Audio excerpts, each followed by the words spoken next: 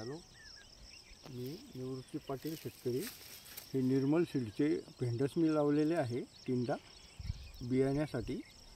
तर हे आमच्या शेतामध्ये हे एवढाले भेंडस पोचलेले हे असे बघा, हे असे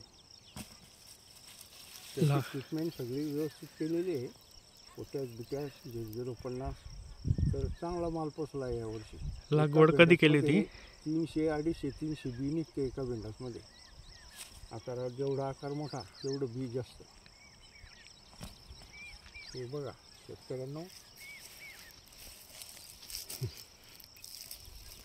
हे बघा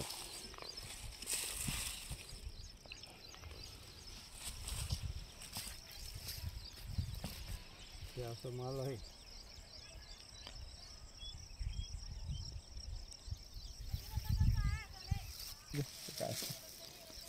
या शेतामध्ये आमच्या बाबाला काहीच उत्पन्न साधलं नाही.